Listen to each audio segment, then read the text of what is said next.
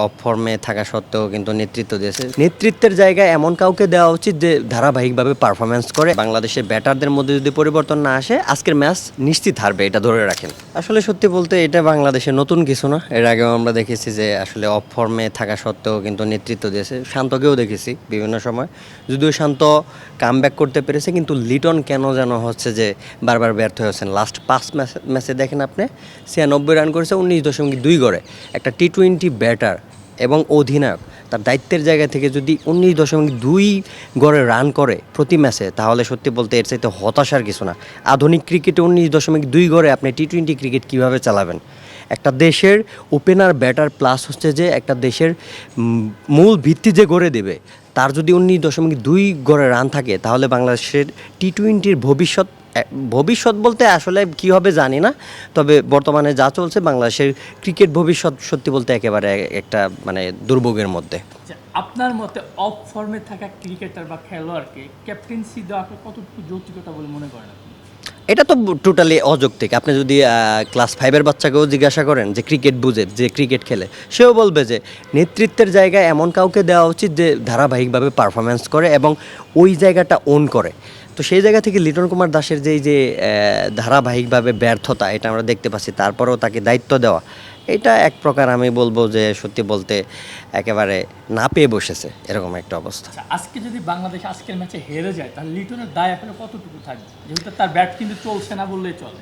এখন সত্যি বলতে শুধু স্পেসিফিকভাবে লিটনকে দায় দিলে হবে না।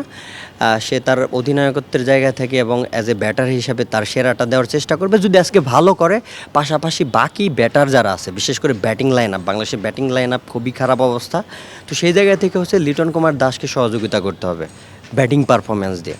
আর যেহেতু বলছে অনেকে আজকে বাঁচা মরার লড়াই, অর্থাৎ সিরিজ জেতার আজকে যে ম্যাচটা, এটা দিয়ে কিন্তু সিরিজ কিন্তু ম্যাচ হয়ে যাবে। আপনি কতটুকু আশাবাদী বা কতটুকু আশা মনে করেন যে বাংলাদেশ আজকে জিততে পারবে বলে মনে করেন?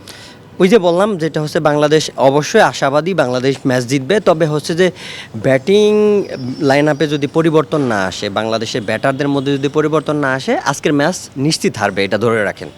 তাহলে সিরিজ জয়ের জন্য আসলে কোথায় ঘাটতি রয়েছে বলে মনে হয়? আমি সবচেয়ে আগে যে জিনিসটা আমি শুরু থেকে বলছি, সেটা হচ্ছে যে ব্যাটিং লাইন আপ। বাংলাদেশের ব্যাটারদের হচ্ছে যে কনসিস্টেন্সি নেই, এবং একটা উইকেট পড়ে যাওয়ার পর ওই উইকেটে পরবর্তী ব্যাটার এসে সেট হওয়ার যে বিষয়টা, এই মাইন্ড সেট আপটা ব্যাটারদের মধ্যে না। এই জিনিসটা আগে নিশ্চিত করতে হবে, তাহলে আজকের ম্যাচটা জিততে পারবে বলে আমি আশা করি আর কি।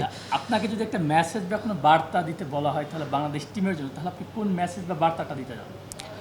অবভিয়াসলি হচ্ছে যে ব্যাটারদের হচ্ছে যে ধারাবাহিকতা বজায় রাখতে হবে, বিশেষ করে ওপেনাররা গত ম্যাচেও ভালো শুরু করেছিল, মিডল অর্ডাররা ভুগছে। তো সেই জায়গাটাতে মিডল অর্ডারদের একটা বড় জুটি করতে হবে, কম বল খেলে এবং অনেকটা ডোমিনেট করে খেলতে হবে শ্রীলঙ্কান বলারদের। তো আমি মনে করি মিডল অর্ডার ব্যাটাররা যদি ডোমিনেট করে খেলতে পারে, আশা করি আজকের ম্যাচটা জয়লাভ করতে পারবে বাংলাদেশ। শেষ প্রশ্ন, ম্যাচ প্রেডিকশন নিয়ে বাংলাদেশ নাকি শ্রীলঙ্কা, কে জিতবে বলে মনে করেন?